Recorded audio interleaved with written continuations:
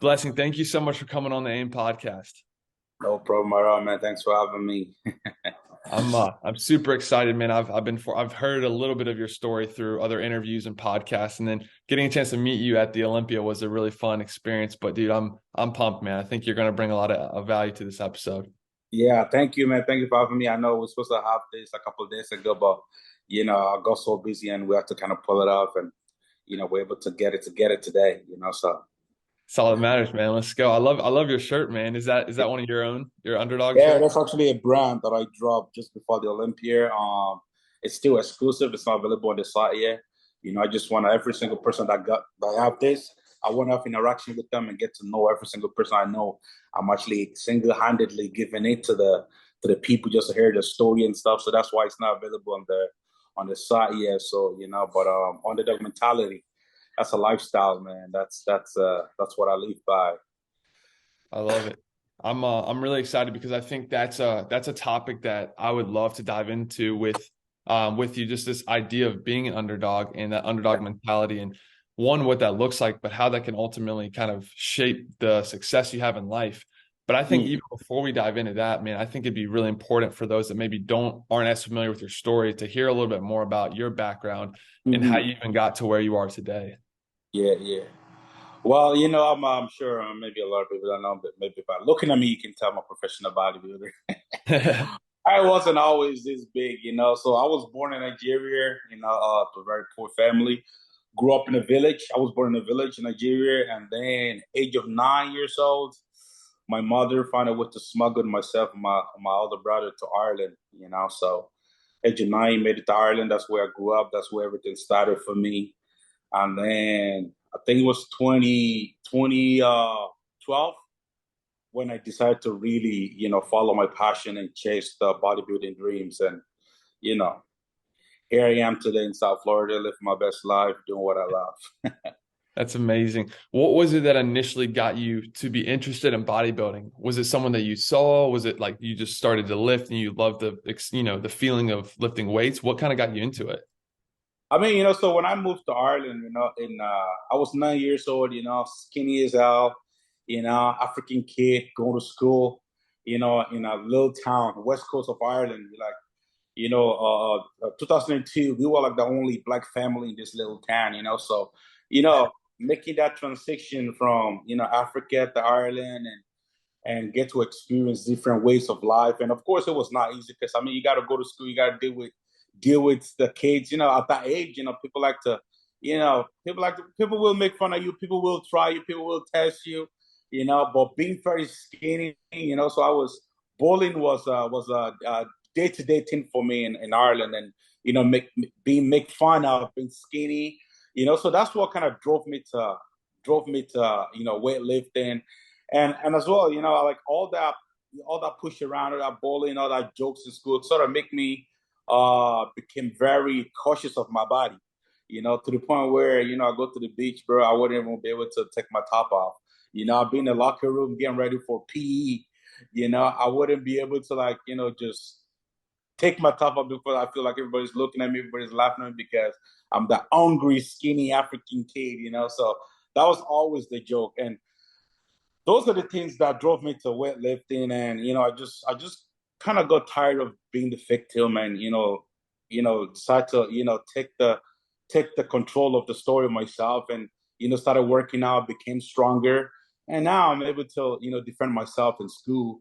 And all of a sudden, I just, after a couple of years, actually a year or two of just training, I just fell in love with the whole process of being in a gym and just getting the pump and just being in your own zone and just chasing after this pump.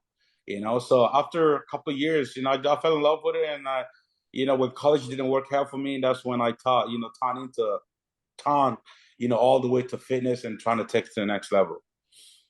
That's an incredible story, man. And I think, Yeah. so many people can resonate with that and maybe have dealt with some sort of version of that story of, maybe not fitting in the best or having different people come after them or bully them. But the fact that you turned to fitness and you were able to, make that a staple and a foundation of your life, that led to so many other amazing opportunities and successes, like you stepping on stage at the Olympia. I mean, these are incredible things that you've been able to do from that one decision and kind of just getting into that, which is really cool.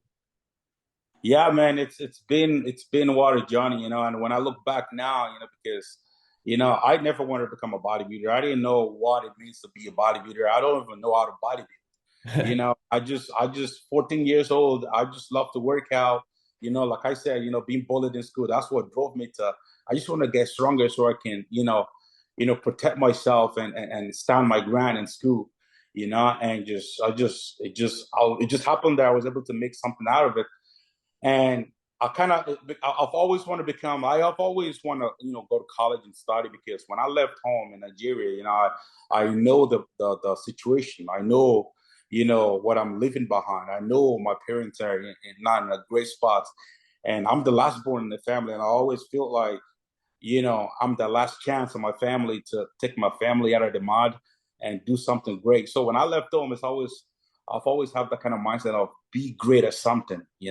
And when you grow up in an African home, you got two choices. You got either a doctor or a nurse. Anything outside that, you're a failed kid. You're disowned. So I always wanted to become a doctor. Study, and I actually did study hard when I was in school. And I did study hard. I wanted to become a doctor. I went really all in. I actually remember, in Ireland, the final exam that you do before you go to college is called Living Certificate.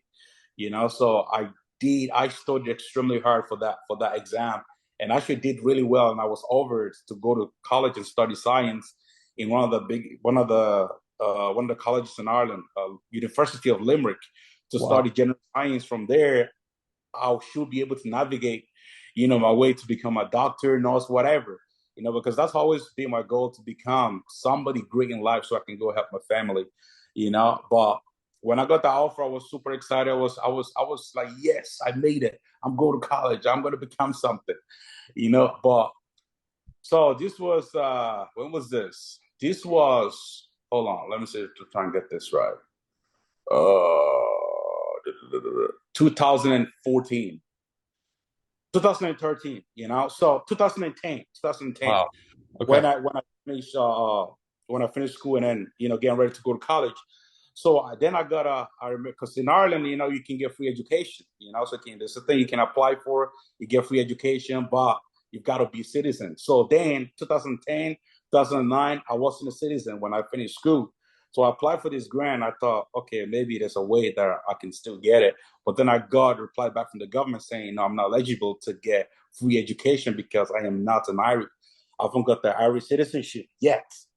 So that really threw me off. That broke. I remember I actually cried for days, bro, because I thought it was over for me. I thought, what else am I doing here? I can't help my family. I can't, I didn't know nothing about bodybuilding. I was lifting weight. I was in great shape. Then I thought, you know what, I'm gonna just turn into personal training and just train people and just try to earn some money and stuff. I started doing a couple of jobs. I had like 3 jobs doing personal training inside, and now being skinny. So throughout these years, I've been training. So I started training at 14. Now I'm like 18, 19, and I put on actually a lot of lean muscle mass. And actually, one of my friends like, you know what? You always stay lean. Why don't you compete? I'm like, what's compete? What's bodybuilding? I don't want to do that stuff. I just love training because I enjoy it. It makes me happy, makes me feel good. Yeah. And then I was forced to compete, so I actually did step on stage for the first time. I was 19 years old, I think maybe 20. 2012 when I did my first show. I did not win, but I met my first ever IFBB pro bodybuilder, Tony Freeman. And he saw me on stage. I actually had a picture with him. I was skinny as hell. And he goes, dude, it looks like you got what it takes. You were just in the wrong class. I think you should do this again next year. I'm like, you think so? And a couple of judges told me that I got what it takes. I got the potential. So next year, I got ready for the Irish Spring Classic. Out of nowhere, I won that show in a junior class, and then I won the Irish Nationals. And then from there, I started representing Ireland all over Europe. And then I won my first international show at Arnold Classic 2014. And that was like my biggest motivation and biggest drive, because a year prior to that, I did Arnold Classic 2013 juniors where I didn't place. And I said to myself, look, listen, I'm running out of time. My family is shithole. I need to figure out something. I need to make money. I need to find a fucking career where I can be great, so I can help my family out. So And I said to myself, this is gonna be my last ever bodybuilding show, and I'm done. I gotta get a job. I gotta focus on something else. For sure. To my surprise, I went in that show. I won it. Still till today, that's my biggest motivation. Like and I kind of like reassure myself that I got what it takes and I can make something out of this. And then I give myself 3 years to turn pro. So I took some time off, and then 2017, that's when I came back trying to earn my pro card, and that's when Instagram started to like get big with vines and all Mm. the skates and all the videos and stuff. And I was working full time as a security officer. So then I said to myself, if I really want to do this, I really need to put all my energy and effort into this. So I took the biggest risk, quit my job, move in with my girlfriend families.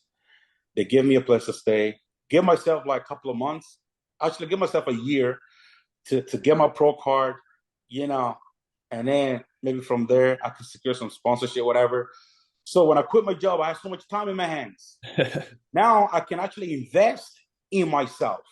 Mm. So that's where I started to capitalize on Instagram, YouTube, and all of that. So I started making videos, because I'm always goofing around. I love to make people laugh. I'm always full of I'm a positive, extremely positive guy, and I just like making people laugh and stuff. So I did one video in a gym where my videographer that I had back then was very skinny. It was doing this weird exercise, and I looked so funny because it was so skinny. I'm like, yo, bro, let's do a video. You're gonna take a pre-workout, and then you're gonna do a couple of reps, and then all of a sudden you're gonna turn into me, And then you see there was no bodybuilder doing skits, there was no bodybuilder trying to be funny, And my thing is, when I discovered social media, I always try to like make myself relatable. I want to create content that's relatable, not just the bodybuilding alone, but to the mainstream, and stuff. Yeah. So that skate, so I dropped that skate, it went viral. Everybody loved this. Wow, people really like this shit. Tons of comments, crazy feedbacks. It was blown up everywhere. And then I done another one, and another one, and another one. And then I did a video of me flexing a CCTV. I don't know if you ever saw that. Mm-hmm. Yeah. So that was like the main viral one that got me a interview on Fox News. I was in Ireland. It was weird. It was crazy. My social media blew up. Like I get 1 million followers like within months. And Wow. and so from there, I was able to focus on bodybuilding. Then I secured a sponsorship, and from there, it was just it was just all it was just up from there. So That's amazing, man. Yeah, because that was actually, something I wanted to ask, because you are an incredibly just charismatic, energetic, positive person. You look, so, people that maybe don't know you personally or see your content, they might look at you and be like, okay, he's this huge, jacked bodybuilder guy. yeah, Like you look maybe scary to them, but like you really are. You've done such a good job with your brand of making an impact. I think you bring your entertainment to it. You've obviously inspired so many people with your story, but also you can entertain and make people laugh and just bring that joy to people. But I was going to ask you, like, how did that process start? But when you quit your job, when you took that risk and went all in on yourself, you were able to start focusing on building your brand on social, making content while also focusing on training and competing in yeah, a very professional way. exactly. And that's the thing. It was that's the way a lot of people, when you're comfortable, you got 9 to 5 job, you got regular pay. It's really hard to step out. It's really hard, even though like you really want Sure. to chase the dream, you want to do a lot of things. But what stop people is that fear of failure. That's the fear of unknown. Because when you have regular jobs 9 to 5, you're getting that pay every week or every month. That's regular. That's guaranteed. That's right. But when you take that risk and you bet on yourself, you don't really know. You really, really have to like kind of believe in yourself. And when you get to a point where you got no other option, there is no option. There is no going back. Mm, You will find a way to make it work. so You know good. what I mean? You Yeah. will always find a way, which will stop a lot of people from chasing their goals, chasing their dreams. And that's what I did. And thank God, you can't say you're self-made because, thank God for my girlfriend, now my wife now, for family, for taking me in, because when I left my regular job, there was no money, there's no more money coming in. And then, living a bodybuilding lifestyle, you know how much that costs? That's $4,000 a month on food. Food, You a know what hundred I mean? percent. It's crazy. Plus, on top of everything else, so it was the first couple of weeks, months was very very hard, and then of course now I had this much time in my hands. Now I can invest in myself. I become more creative. You Yeah, know, trying to find a way to get myself, especially when you've never heard of an IBB pro bodybuilder from Ireland. right. Because Ireland is so small. You know, it's very hard to be seen, to be heard, to get yourself out. You know, so those are the things I was thinking about. How can I get myself out there? How can I brand myself? How can I be seen? So those skits, those funny videos, those viral videos really, really helped me to get to where I'm at right now. I'm not here because I'm a great bodybuilder or whatever. It's because of this personality. You know, that's what people see. That's what people love, and being able to create content that it's relatable Yeah. to not just fitness and bodybuilding alone, but to the mainstream. Like I've been walking down the airport and people are like, yo, boogie, boogie, boogie. This like it's kind of cool, That is These amazing. are people that are not even interested in bodybuilding. And when I came into bodybuilding, my goal is I always talk about how I want to change the sports, how I want to make the sport entertaining, and all the promoters they saw it, going into my Olympia debut, they told me, they'll listen, we count on you at this Olympia press conference, so I got to do my job. I got to entertain the crowd, so I gotta do whatever it takes to, sell the tickets, make sure that the audience were well entertained, but that's the thing, when you put yourself in the forefront like that, you got to be able to back it up, but it's not every day your day. There's gonna be a couple of days that you're gonna fuck up. Yep. But when you generate energy like this, especially when a social media era, everybody sees this. That's A right. lot of people would think I'm arrogant, or you know what I mean. But it's not like that. I am. I'm not just an. I'm not just not body. I am not just a bodybuilder. I'm an entertainer. So wherever I find myself, wherever realm I find myself, one of my main priorities is to make the fans happy, make the fans laugh, make sure it's not boring, entertain people. So that's what I do. And sometimes when I do that, especially in bodybuilding, when I'm, especially going into my pro debut, I'm going to do this to Nick Walker, I'm going to do that. That shit, it sells tickets. All the promoters, they love it. The fans got something to talk about. They Yeah. love this energy, but when you show up and you did not and you did not look the way you should look. It's a big slap in the face. You know what I mean? But all of this, you got to be able to you got to be ready for all of this. And I always kind of look at the MMA guys. When I look at Conor McGregor, Conor McGregor is a big entertaining. The guy is just, it's when it comes to marketing, branding, entertainment, he is number one in MMA. And he generates a lot of energy going into any of his fights. That's why people pay to watch him. But when you talk all that shit and you get knocked the fuck out in the first round, you got to be mentally stable, mentally strong to be able to get up That's and right. come back. And that's where the underdog mentality sort of came in. I've always been an underdog all my life. Even when I said I wanted to become a pro bodybuilder after my fourth show, people's like, "No, you're too skinny. You can never do this. You can never do that." If you go on my Instagram right now, you read all the comments. No, you can never make the top 6 Mr. Olympia. After my pro debut, when I didn't show up the way I should, everyone wrote me out. They say it's over for Blessing. It can never place in any pro show. It can never win a pro show. But guess what? One thing about the underdog is underdog never quits. We come back. We come back. That's what makes us the underdog. We beat the odds. So after 2020, when I made my pro debut, I placed third in my first one. Then I went to New York Pro, and I placed sixth or seventh. I can't even remember. It doesn't even matter. You know what I mean? Because that shit does not affect me. You only motivate me.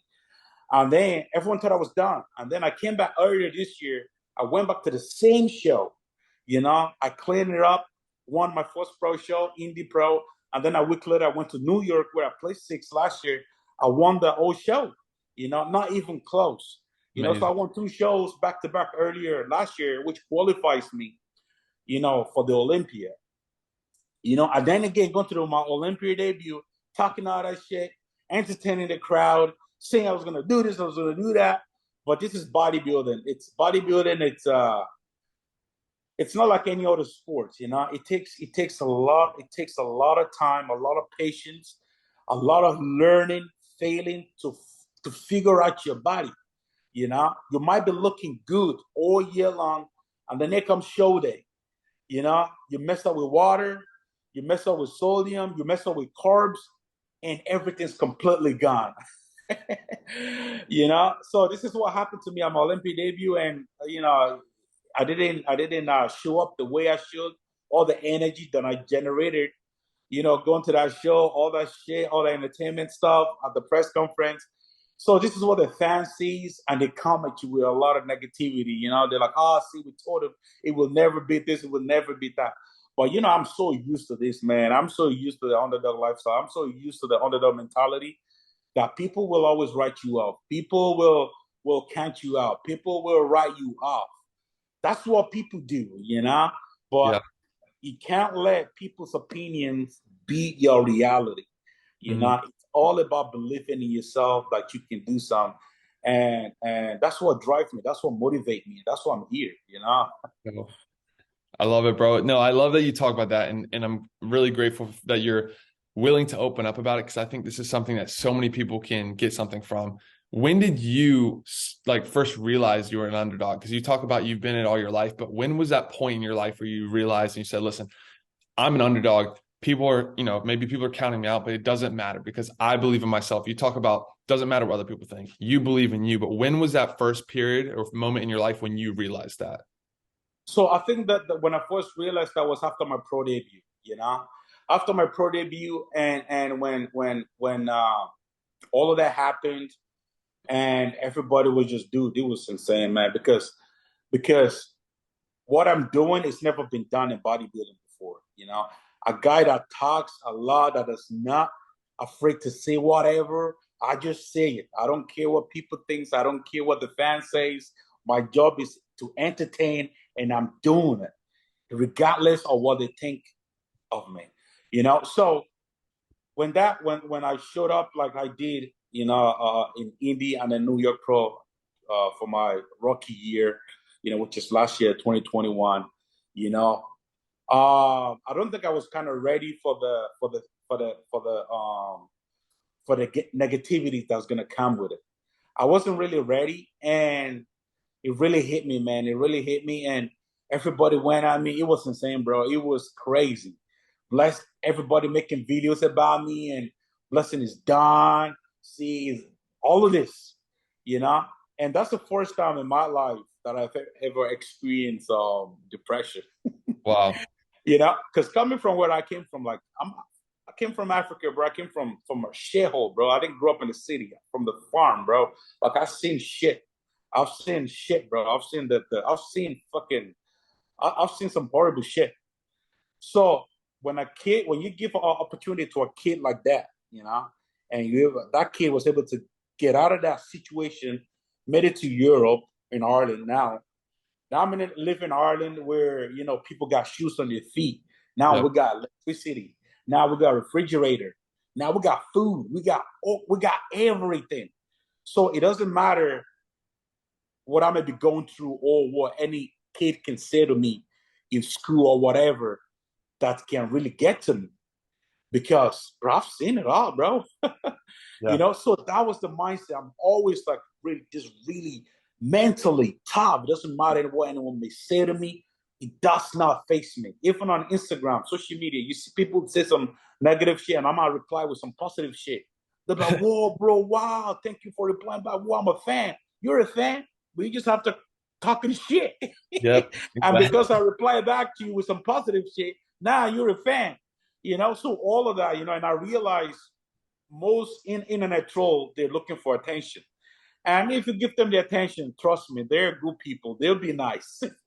So negativity on social media, people should never really take that serious. And I know it's very rare, and there's only very few people that can really not be bothered by what people are saying to them on social media. So that was my mentality. But when 2021 happened, when I was getting all this hate and all that, and the fact that I felt like I disappointed myself, I disappointed my family, I disappointed my whole team, that really got to me. So and it took me a long time to figure out, wow, goddamn, I'm facing depression here. I did not sleep for 3 months, bro. 3 months straight, I did not sleep. Wow. You know, so but by talking about it to the people that cared about me, my loved ones, by really opening up to them, I was able to get through it. You know, my girlfriend, she's Irish, so she was able to move over, you know, and we spent some time together. And within weeks, I was perfect. My sleep got back to normal. We were out doing stuff instead of being closed up, by myself, being in my head all day long. Now I'm out. You know, I'm doing stuff. I'm getting fresh here. You know, so all of that sort of helped me to get out of that hole and stuff like that. So my advice to people before I move on, to anyone going through depression is, dude, listen, you're not alone, man. Depression is real. And the worst thing you can do is shut down. You gotta talk about this shit, especially to people who not to social media. Don't even go to social media with that shit. Social media is fake and people don't give a fuck. People just want to laugh at you. The people that care about you, those are the ones you want to be talking to about this crazy depression shit. You know, so getting out of that hole and saying to myself, I know my worth. I know what I can do and what cannot do. I can never allow people to tell me what I can or cannot do. I know my goal is to become the best in body, the best bodybuilder to ever do it, one of the best. And I believe I got what it takes. You know, so that was my belief, regardless what everyone's saying. Blessed will never win a pro show. And then I discovered, I'm like, yo, this has always been my life. You know, even at school, when I moved from Africa, I heard all of this, you that, you never beat this, you never beat that, you can never be a pro bodybuilder. And I've done all those things. And So this is the underdog lifestyle. You know, I am the underdog. This is my story, you yeah. know, and I am not alone. There are a lot of people that can relate to my story, you know. I mean, I'm sure people have told you many times when you tell them you're going to start a podcast, a Yep. lot of people will laugh at you like, no, what you going to do a podcast? There's like billions of other podcasts out there. How you going to get people to interview? Who's going to watch your shit? But you did not listen, you know. That's the underdog mentality right there. You know, so me knowing, you know, my ability and knowing what I can and what I can do and what cannot do, you know, and then coming back earlier last year and destroying everything. I went for everything people say I couldn't have. You know, I won Indy Pro, wasn't even close. You know, New York, a week later, New York Pro was not even close. You know, and I was in such a great shape. If I kept going, I would have been undefeated. You know, I could have won 3 other shows, but then I shut it down and prepared for the Olympia. You know, so that's what makes me the underdog. And I'm sure I'm not the only person, you know, I'm not the only person that's the underdog. There's so many people that can relate, whether, you know, or in a relationship, whether, I don't know, whatever you're chasing, but every single one of us has been an underdog at once in our lifetime, you know. So, and I think it is a really good movement that a lot of people can relate to. Man, it's so good. I agree. And I think a lot of people, I think there's people out there that associate negativity with being an underdog. And negativity, I mean, being an underdog is a great thing. Like you're It saying, is a great thing. everything you're saying makes sense. And honestly, you know, one thing that I think of that you've definitely touched on is like everything that you've done, you specifically and anyone else out there that's an underdog, you've earned it. There was nothing given to you. And obviously it sounds like you're fortunate to have some really strong support systems and people in your lives that loved you and cared about you. But at the end of the day, you put in the work, you fought through the doubt. You got up and grinded when you didn't feel like it. You went after it when people were, you know, saying bad stuff to you. You were the underdog, but at the end of the day, you earned it and you put in that work. And I think that's the fulfilling part about being an underdog that people don't talk about. It's like whatever you create for yourself, you earn that. It wasn't given to you. You had to fight for that. Exactly. You know, and listen, this is how it's okay to be the underdog because this is how you get better. You know, like now I'm in my Olympic debut now. I place, I don't know what I place, I don't even care. Now everyone says, oh yeah, we know it will never be that, you know. But I've heard those things before. I've heard those things before, and I've come back, Yep. you know. And so this is how this being an underdog is the way I see it's a way of life. You know, this is how you get better. Because look, listen, you can never go through life without failing. Mm. You have to fail at some point. In order to be better, you gotta fail. if you reach out to all the successful guys out there, you ask them how many times you know they failed in before they can achieve everything. They'll tell you they failed more times that they've won. You know what I mean? Yeah. So when you fail, you know what's like to be down. And when you decide not to stay down and you put all of that, you use all of that as motivation, and you're hearing people say you can't do this, you can't do that. Yo, I love negativity, bro. I love when negativity come my way because that's my fuel. That's my motivation. When someone says you can't do this, like, okay, that's another one person to prove wrong. That's another one person to prove wrong. Let's And go. every day when you get into that gym and you under that fucking bar, all that heavy weight, and you just hearing all these things, you can't. And you go down. One, you go down. Two, and you're so fucking tired, and you keep hearing this negativity say you can't, and you go down and do it. So tell me how you're not gonna progress, and tell me how negativity is a bad thing, especially in the day and age that we live in now. Especially everything's on social media, and so many people out there, they're so miserable with their life. They got nothing going on for them, And the only thing that makes them feel better about themselves is to put other people's down. Mm. But when you're trying to pull a guy like me down, when you're trying to pull an underdog down, that's the worst thing you can do. When you tell an underdog that he can't do shit, that's music to that's the music to our ears, bro. Thanks. That's what we want to hear, bro. Please tell me I can't. Let's go. Come on. And I'll show you how underdog rolls, you know? So it is, and you damn right. A lot of people think, being an underdog is a negative. No, it's not. It is not. Mentally, you can put yourself in the underdog mentality mode. Even when you're winning. If you want to keep winning, humble yourself, put yourself in that mentality mode and look for every little things that can help you push you into that. Because sometimes when you're winning, all you hear is praises. Sometimes praising is not really good. Sometimes winning can be dangerous, bro. Honestly. Talk Because about that. That's facts. something when you win, right, and all you hear is music. Everyone's praising you like that. You're like, yeah, I'm the king now. You know what I mean? You're like the Yeah. top dog on the hill. You're not that hungry anymore because the food is right there. But Mm. guess what? That's an underdog climbing the hill, starving, hungry. So Before you know it, you lost it all because you want the hungry. Because there's somebody else, there's an underdog coming for you, bro. Underdog is a dangerous person, dangerous, desperate, and they're willing to push anyone out of their way to get whatever they want. now let me ask you a question because you bring up a really good point, and this is something that I think you can speak on. You have been an underdog all your life, but you've also worked super hard and you've earned a lot. You've succeeded a lot. You've created a massive brand on social media. You're obviously have great sponsorship deals and you're doing great in business.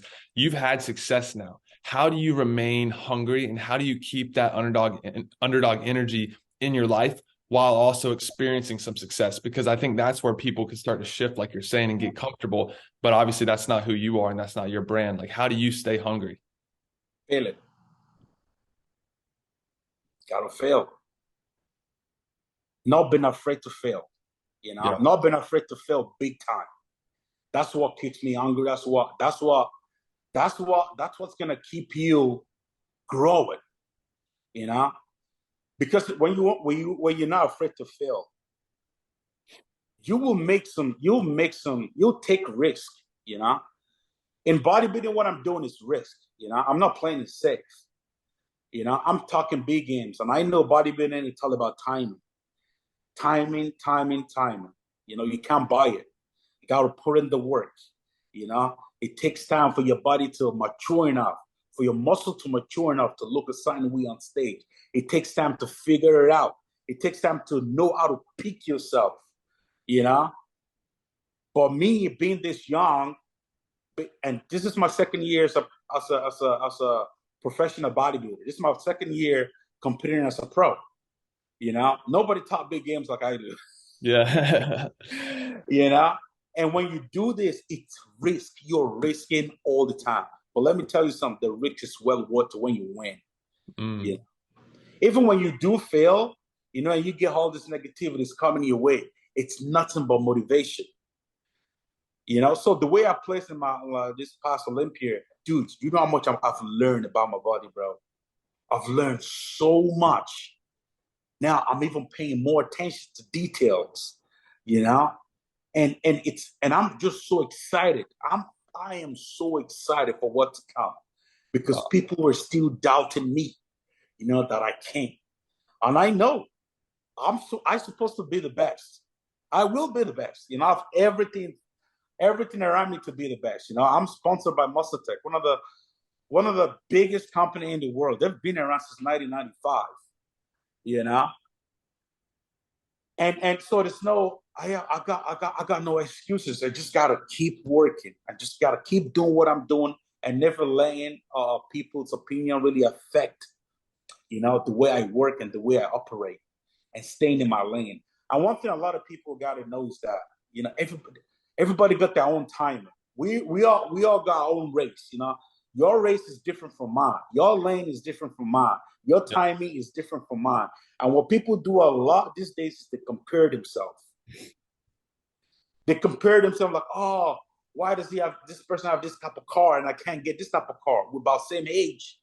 Oh, why he's living like that and I can't live like that? But that's all Instagram shit. Yeah. And everyone's timing is different. You just gotta once you believe in yourself and you know what you want out of life, you stay dedicated, you stay consistent, and you maintain that underdog mentality, bro. There's nothing you cannot do. My guy, let's go, man. You got me fired up over here. What is next for you, man? What are you working on? I know you've got your brand, what you've spoken about, the framework and everything of the mindset, but like you're actually making shirts now. You're gonna eventually do clothes. Like what are you working on? I know I'm sure you've got other bodybuilding aspirations. Like what's on the plate for you right now? I think this year is gonna be a massive year for me, man. It's gonna be, dude. I am. It's like, this is again when I talk about failing. This is why failing is so important. You get fired up, your eyes becomes wide open to sign things, and just figuring shit out, So I got a lot of shit, a lot of stuff, coming out this year.